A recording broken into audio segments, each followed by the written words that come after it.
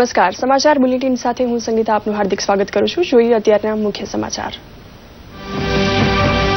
11મી એપ્રિલે યોજાનાર લોકસભા ચૂંટણીના પહેલા તબક્કાના નામાંકનનો આજે અંતિમ દિવસ. પહેલા તબક્કામાં 20 રાજ્યો અને કેન્દ્ર શાસિત બેઠકો સહિત 91 બેઠકો માટે પ્રદેશોમાં થશે મતદાન.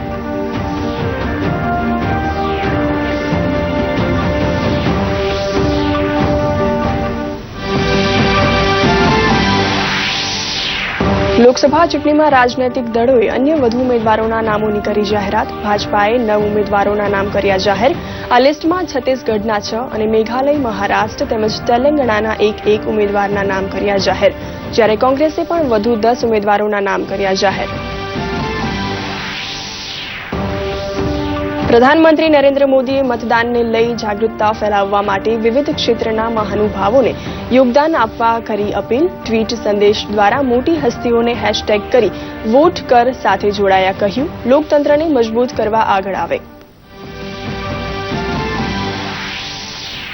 નીતિ આયોગે ફિનટેક 2019નું કર્યું આયોજન. રિઝર્વ બેંકના ગવર્નર નવી દિલ્હીમાં ડોક્ટર આંબેડકર ઇન્ટરનેશનલ સેન્ટરમાં ફિનટેક 2019નું કરશે ઉદઘાટન.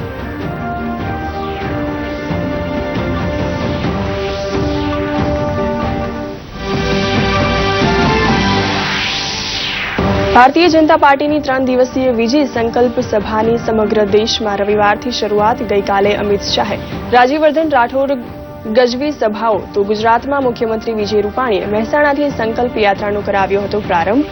જીતુ વાઘાણીએ કહ્યું, આપણી આવનારી પેઢીનું ભવિષ્ય નક્કી કરવા માટેની છે આ ચૂંટણી. કોલકાતાના ઈડન ગાર્ડન ખાતે કોલકાતા નાઇટ રાઇડર્સ નોંધાવી પોતાની પ્રથમ જીત. આંદ્રા રસલ અને નીતિશ રાણાની તોફાની બેટિંગ સામે સનરાઇઝર્સના બોલરો સાબિત થયા વામણા. તો બીજી મેચમાં રિષભ પંતની ધુઆંધાર બેટિંગની મદદથી દિલ્હી કેપિટલ્સે મુંબઈ ઇન્ડિયન્સ સામે 37 રને મેળવી જીત. સમાચાર જોઈએ વિગતવાર. લોકસભા ચૂંટણીના પ્રથમ તબક્કા માટે નામાંકન પત્ર ભરવા માટે આજે છેલ્લો દિવસ છે. 20 રાજ્યો અને કેન્દ્ર શાસિત પ્રદેશની 91 બેઠકો માટે 11 એપ્રિલના રોજ પ્રથમ તબક્કાનું મતદાન થશે. ચૂંટણી પંચે જણાવ્યું છે કે એક્ઝિક્યુટિવ પોલનું પ્રસારણ લોકસભા ચૂંટણીના છેલ્લા તબક્કાના મતદાન પછી 19 મેના સાંજે કરવામાં આવશે. ચૂંટણી પંચે કહ્યું, આ નિયમ મીડિયા અને સોશિયલ મીડિયાના તમામ પ્લેટફોર્મર્સને લાગુ પડશે. તેમજ television, radio channel, cable network, website તથા સોશિયલ મીડિયા પ્લેટફોર્મ નક્કી કરે કે પ્રત્યેક ચેનલમાં મતદાન પૂર્ણ થયાના 48 કલાક પૂર્વ સુધી તેમના કાર્યક્રમમાં એવી કોઈ સામગ્રી સામેલ ન થવી જોઈએ કે તેમાં કોઈ પક્ષ, ઉમેદવારોના પ્રચાર કે તેના માટે કોઈપણ રીતનો પૂર્વગ્રહ આવે. ચૂંટણી પંચનું કહેવું છે કે તે આ બાબત પર ચૂંટણી શરૂ થતા અને પરિણામ આવે તે પહેલા સુધી તમામ બાબત પર નજર રાખશે. લોકસભા ચૂંટણી માટે પ્રથમ તબક્કાના નામાંકનના એક દિવસ પહેલા બધા પક્ષોએ તેમના ઉમેદવારોની વધુ એક યાદી જાહેર કરી છે. લોકસભા ચૂંટણીના ભારતીય જનતા પાર્ટીએ પોતાની 7મી યાદી જાહેર કરી છે. બીજેપીની આ યાદીમાં 9 ઉમેદવારોના નામ છે. બીજેપીની આ યાદી પ્રમાણે પક્ષે છત્તીસગઢની બધી બેઠકો પર બધા નવા ચહેરાઓને તક આપી છે. તેમજ છત્તીસગઢની 6 ઉમેદવારોની જાહેર કરવામાં આવી છે. પક્ષે રવિવારે જાહેર કરેલી યાદીમાં તેલંગાણા, મેઘાલય અને મહારાષ્ટ્રથી એક ઉમેદવારની જાહેરાત કરી છે. આ પહેલા બીજેપીએ શનિવારે 46 ઉમેદવારોની યાદી જાહેર કરી હતી. બીજેપીએ અત્યાર સુધીમાં તેમના 307 ઉમેદવારો જાહેર કર્યા છે. તો આ બાજુ કોંગ્રેસે પણ પોતાનું 9મું લિસ્ટ જાહેર કર્યું છે, જેમાં કોંગ્રેસે વધુ 10 ઉમેદવારોના નામ જાહેર કર્યા છે. આ લિસ્ટમાં બિહારની 3 સીટ, જમ્મુ કાશ્મીરની 1, કર્ણાટકની 1, મહારાષ્ટ્રની 4 અને તમિલનાડુની 1 સીટના ઉમેદવારનું નામ જાહેર કરવામાં આવ્યું છે. કોંગ્રેસે તમિલનાડુનું શિવગંગા સીટ પરથી પી ચિદમ્બરમના પુત્ર કાર્તિક ચિદમ્બરમને મેદાનમાં ઉતાર્યા. બિહારમાં મહાગઠબંધનને બીજા તબક્કા માટે બેઠકોની વહેંચણીની જાહેરાત કરી દીધી છે. મહાગઠબંધને સંયુક્ત પ્રેસ કોન્ફરન્સ કરતા જણાવ્યું હતું કે મહાગઠબંધનને બેઠકોની વહેંચણી સર્વસંમતિથી કરી છે. ભાગલપુરની બેઠક શૈલેષકુમાર બાંકાની જયપ્રકાશ નારાયણ યાદવ રાજદના ઉમેદવાર રહેશે. તેમજ કોંગ્રેસ કિશનગંજ, કટિહાર અને પુલિયા ઉમેદવાર ચૂંટણી મેદાનમાં ઉતારશે. તેમજ ઝારખંડમાં મહાગઠબંધનને લોકસભા ચૂંટણી માટે બેઠકોની જાહેરાત કરી દીધી છે. ઝારખંડમાં કોંગ્રેસ 7, મુક્તિ મોરચા 4, ઝારખંડ વિકાસ મોરચા 2 બેઠક પર ચૂંટણી લડશે. બધા પક્ષ વચ્ચે બેઠકને લઈ નિર્ણય લેવાઈ ગયો છે. પણ રાજદની બેઠક માટે હજુ પણ અસમંજસ છે. પ્રધાનમંત્રી નરેન્દ્ર મોદીએ આગામી લોકસભા ચૂંટણીમાં મેદાન માટે લોકોની વધુમાં વધુ ભાગીદારી થાય તે માટે સોશિયલ મીડિયામાં એક નવું કેમ્પેન વોટ કર શરૂ કર્યું છે. પ્રધાનમંત્રીએ ટ્વીટ કરીને દેશવાસીઓને વધુમાં વધુ અપીલ કરવાની અપીલ કરી છે. વોટ કર અભિયાન હેઠળ પીએમ મોદીએ મનોરંજન અને મીડિયાથી જોડાયેલ ખ્યાતનામ લોકોને મતદાતાઓમાં જાગૃતતા વધારે તેવી અપીલ કરી છે. તેમણે ટ્વીટ કરી જણાવ્યું કે વોટ કર કહેવાનો સમય હવે આવી ગયો છે. આગામી લોકસભા ચૂંટણી માટે નક્કી કરો કે તમે તમારી સાથે તમારો પરિવાર તેમજ મિત્ર વર્ગ ભારે સંખ્યામાં મતદાન કરે. તમારા મતદાનથી દેશના ભવિષ્ય પર સકારાત્મક પ્રભાવ પડશે. પીએમ મોદીએ પણ અપીલ કરી છે કે મતદાન માટે જાગૃતિ ફેલાવવા કોઈ નવી પહેલ શરૂ કરો તો #વોટકર સાથે જોડી દો. રાષ્ટ્રપતિ રામનાથ કોવિંદ આજે 3 દેશ ક્રોએશિયા, બોલિવિયા અને ચીલીની યાત્રા માટે રવાના થયા છે. રાષ્ટ્રપતિ કોવિંદ પોતાની યાત્રાના પ્રથમ તબક્કામાં ક્રોએશિયાના પ્રવાસે પહોંચી તે દેશના રાષ્ટ્રપતિ અને પ્રધાનમંત્રી સાથે પરસ્પર હિત માટે વિભિન્ન મુદ્દાઓ પર વિચાર વિમર્શ કરશે.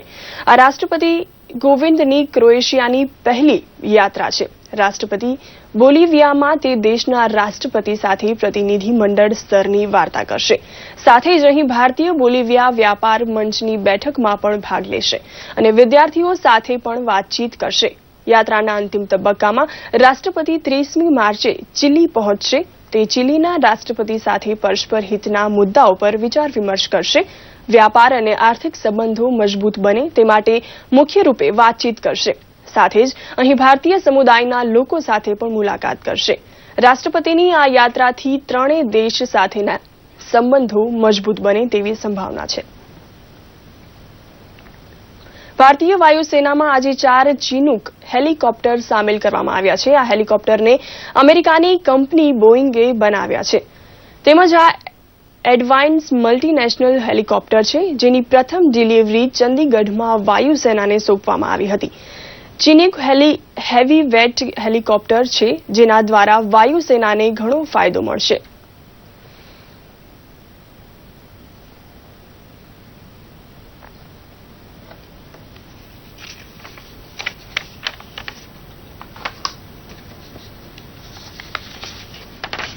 The Chinook with a service ceiling of 20,000 feet will redefine heli lift not just in operations such as inter-valley troop transportation, transport of artillery guns and other heavy loads for the border roads organization in the undersung role, but also in humanitarian assistance and disaster relief to far-flung crisis hit areas.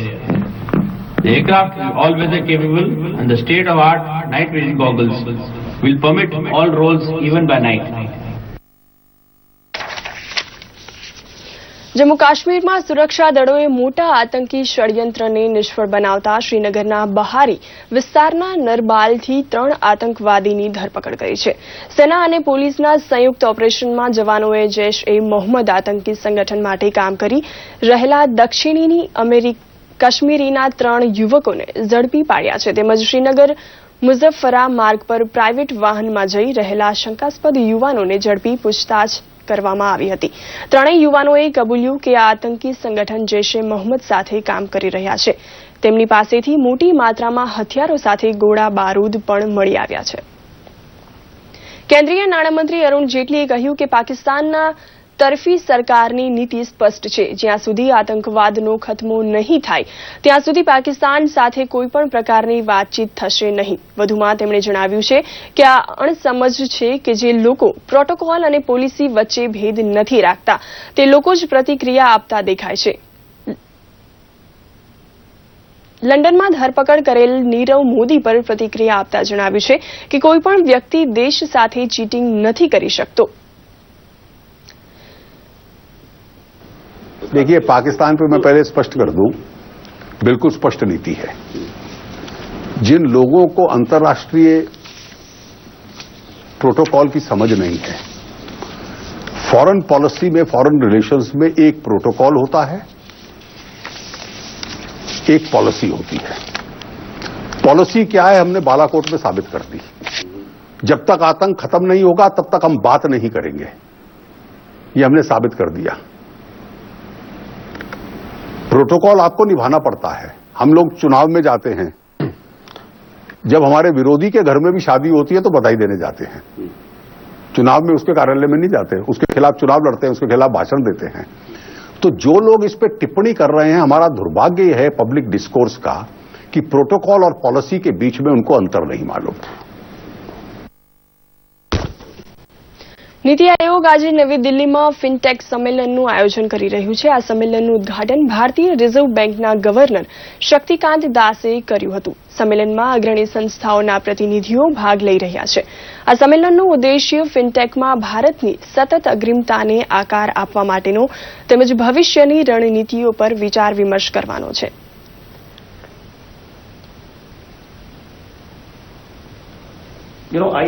What I have done is that I have attempted to organize my thoughts on some of the core issues in this area. Basically, I will be highlighting on the payment systems, on the utilization of fintech, the opportunities and the risks and challenges in the banking and non-banking space, and in the overall financial sector. In general, fintech, as all of you know, stands for financial technology and describes technologically enabled financial innovations. From startups to big techs to established financial institutions, all the key players are harnessing this technological edge along financial services value chain to provide agile, efficient and differentiated experiences to the end user. The movement has the potential to fundamentally transform the financial landscape, where consumers will get to choose from large set of options at competitive prices, and financial institutions could improve efficiency through lower operational costs. As a country that is determined to achieve universal financial inclusion at affordable costs, this is a defining moment for us, and we as a country should seize the opportunity. India has indeed been at the forefront of this revolution. A recent global survey ranks India second in terms of fintech adoption, with an adoption rate of 52%. It is reported that there are as many as 1,218 fintech firms operating in India, which have created a large number of jobs. They are also generating a healthy appetite for investment. The Reserve Bank has over the years encouraged greater use of electronic payments so as to achieve cashless society. આગામી લોકસભાની ચૂંટણીમાં બહુમતીથી જીતવાના આશયથી સમગ્ર દેશમાં ભાજપ દ્વારા 3 દિવસની વિજય સંકલ્પ યાત્રા શરૂ કરવામાં આવી છે. આ કડીમાં ભાજપ અધ્યક્ષ અમિત શાહે આગ્રા ખાતે જાહેર સભાને સંબોધી હતી, જેમાં તેમણે વિપક્ષીય અંગને મહાગઠબંધન પર પ્રહાર કર્યા હતા. તો સાથે જ કેન્દ્ર સરકાર અને મોદી સરકારની નીતિ રીતિની વાત કરી હતી. તો આ સારંગપુર ખાતે ઉત્તર પ્રદેશના મુખ્યમંત્રી યોગી આદિત્યનાથે જાહેર સભાને સંબોધતા જણાવ્યું હતું કે વિપક્ષ નરેન્દ્ર મોદી સરકારના કામનો હિસાબ માંગે છે, પણ નરેન્દ્ર મોદીના 55 મહિનાનો કાર્યકાળ 55 વર્ષ પર ભારે પડી રહ્યો છે. આ કડીમાં રાજનાથ સિંહે લખનૌ ખાતે અને સ્મૃતિ ઈરાનીને કાનપુર ખાતે સભા સંબોધી હતી. આ પૂર્વ સંરક્ષણ મંત્રી નિર્મલા સીતારમણે હૈદરાબાદમાં અને વિદેશ મંત્રી સુષ્મા સ્વરાજે નોઈડામાં એક જનસભાને સંબોધી હતી. ઉપરાંત તમામ કેન્દ્રીય નેતાઓ વિજય સંકલ્પ રેલીમાં જોડાયા હતા.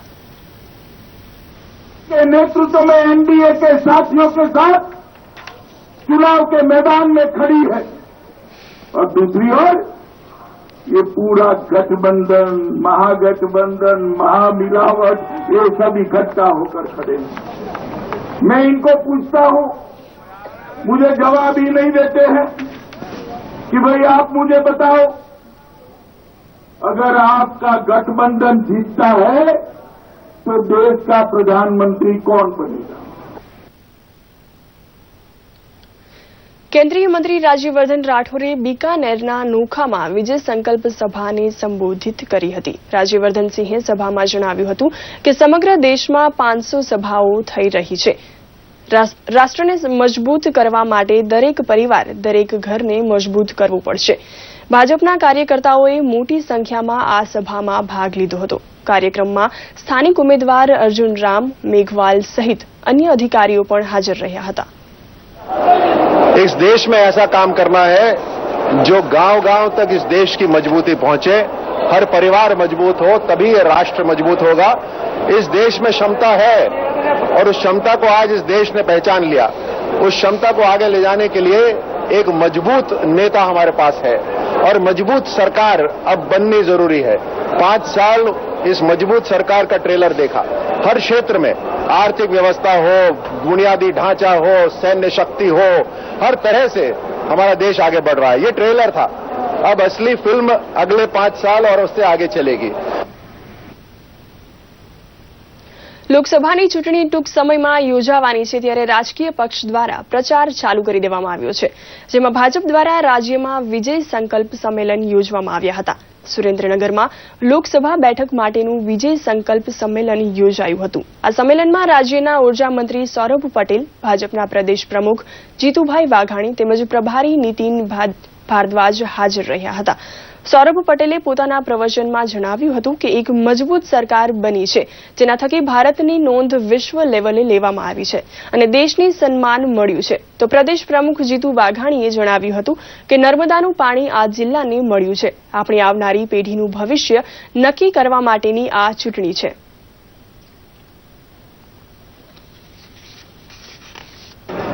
સમગ્ર રાજ્યમાં અને દેશમાં 24 થી 26 સુધી કાર્યકર્તા સંમેલનનું આયોજન એ ભારતીય જનતા પાર્ટીએ કર્યું છે. હું કહીશ કે કોંગ્રેસ મોજમાં અને ભાજપ મેદાનમાં. અગાઉ કોંગ્રેસે પણ ઘણી વખત કહ્યું છે અમે ઉમેદવારો ડિક્લેર કરીશું, વર્ષ પહેલા કરીશું, લોકોની વચ્ચે રાખીશું, તો લોકોની વચ્ચે રાખે એવા એમની પાસે ચહેરા નથી. હું સુરેન્દ્રનગરની જનતાનો આભાર માનું છું. રાજ્યની જનતાને પણ જણાવવા માંગુ છું કે ચૂંટણીની ઉમેદવારની જાહેરાત થાય અને ચૂંટણીઓ જીતાઈ જાય એવી લોકસભાની સીટ એ જનતા ભારતીય જનતા પાર્ટીને આપી દેવાની છે. અમે આ સીટ જીતી ચૂક્યા છીએ અને સમગ્ર 26 સીટો એ પણ ભારતીય જનતા પાર્ટી જીતશે. ભાવનગર લોકસભા 15 બેઠક પર ભાજપ દ્વારા વિજય વિશ્વાસ સંમેલન યોજવામાં આવ્યું હતું, જેમાં મહુવા, શિહોરના અનેક કાર્યકરોએ ભાજપમાં ઘર વાપસી કરી હતી.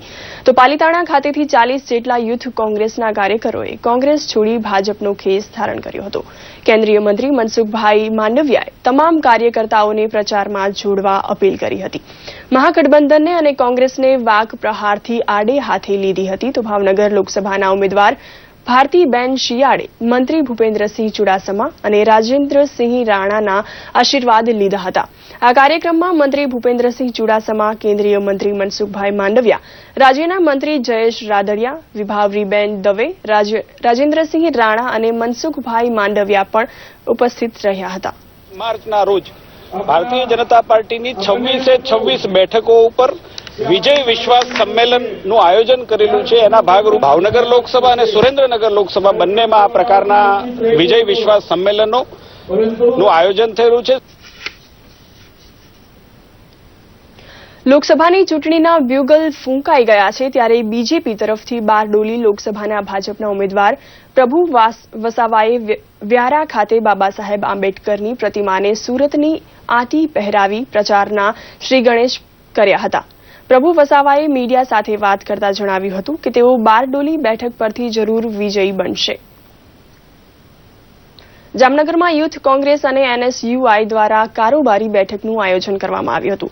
આ કારોબારી બેઠકમાં તાજેતરમાં જ કોંગ્રેસમાં જોડાયેલા અને પાટીદાર આંદોલનના નેતા હાર્દિક પટેલે હાજરી આપી હતી. તેમજ કોંગ્રેસના યુવાનો અને NSUIના વિદ્યાર્થી કાર્યકરોએ આગામી લોકસભા 2019ની ચૂંટણીના કામે લગાવી આહવાન કર્યું હતું. તેમજ કોંગ્રેસની સિદ્ધિઓ જણાવી હતી. કોંગ્રેસ પાર્ટીની સરકાર બનાવવી, છેલ્લા 60 વર્ષમાં કોંગ્રેસ પાર્ટીએ જે પણ કામ આ દેશના હિત માટે, આ દેશના વિકાસ માટે કર્યા છે એ એક કામ દરેક પ્રત્યેક પરિવાર સુધી પહોંચાડવું. લોકસભાની ચૂંટણી જાહેર થતાં જ સાબરકાંઠા લોકસભા સીટ ઉપરથી સાંસદ દીપસિંહ રાઠોડને રિપીટ કરવામાં આવ્યા છે.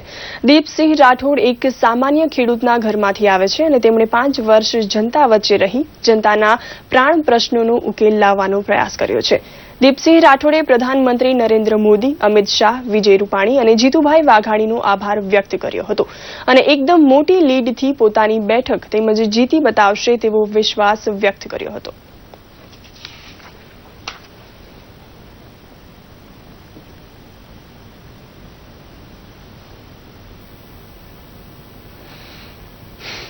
આમ તો સ્વાભાવિક લાગણીની વાત કરું તો અંધત ખુશી હોય, એમાં કોઈ ખોટું છે નહીં.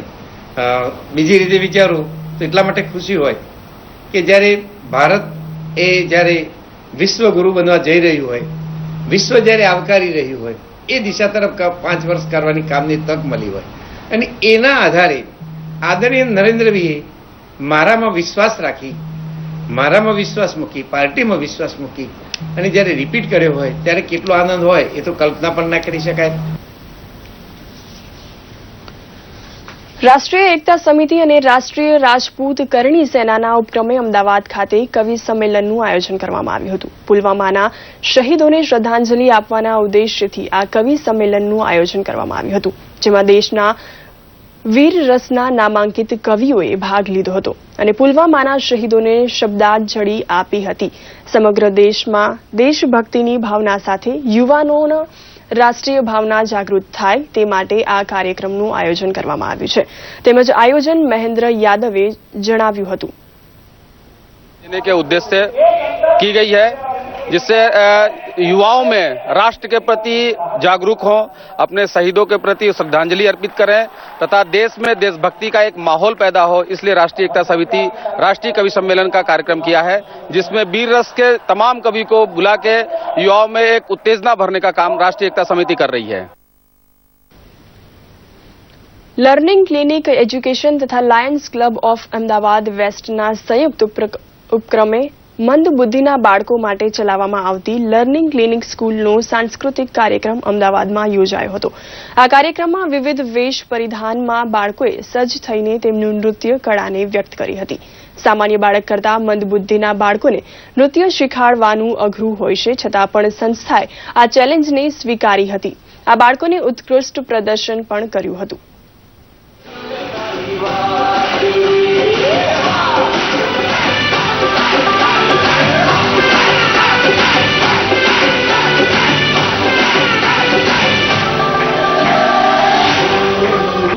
Lions club of Ahmedabad west એ મંદબુદ્ધિના બાળકોની શાળા ચલાવે છે, જે છેલ્લા 44 વર્ષથી ચલાવે છે.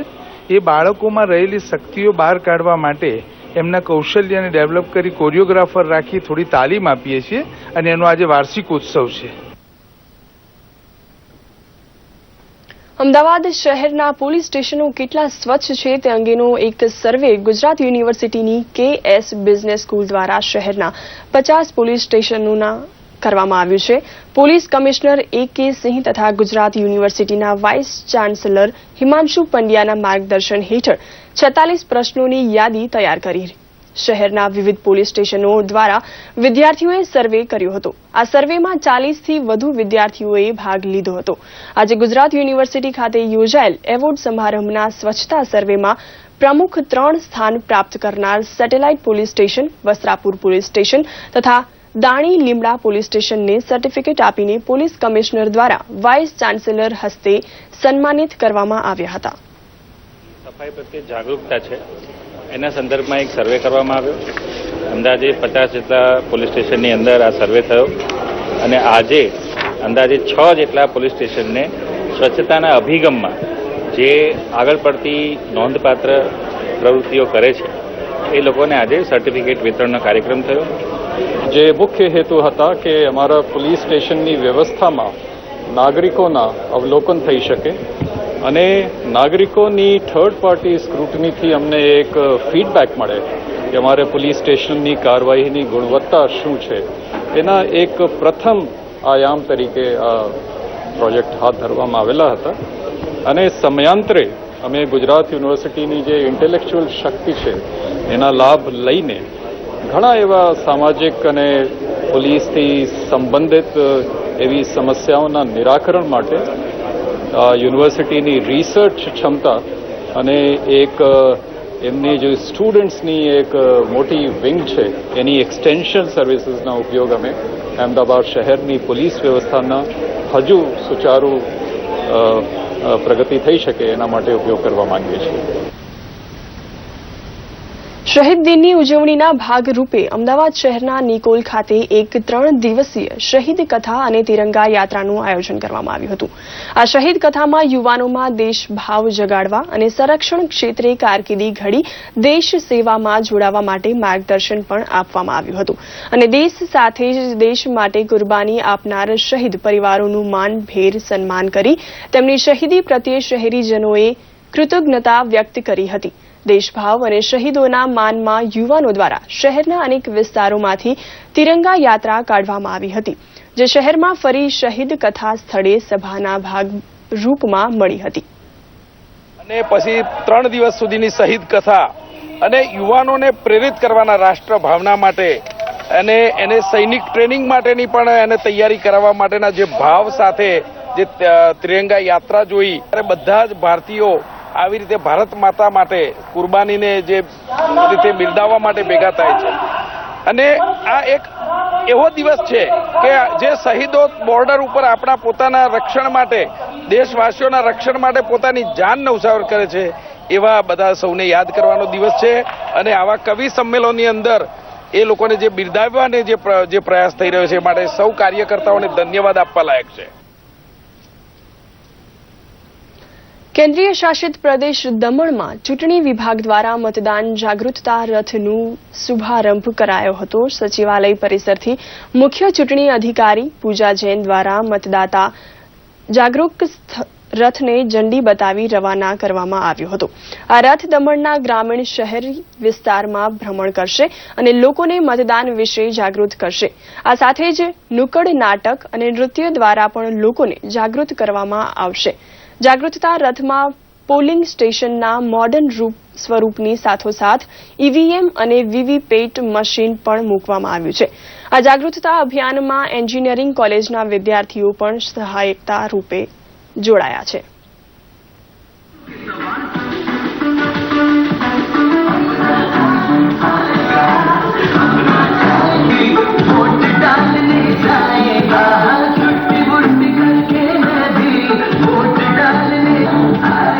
हमारे देश की इलेक्शन प्रक्रिया से संबद्ध हम लोगों ने एक मतदाता जागरूकता रथ की शुरुआत की है.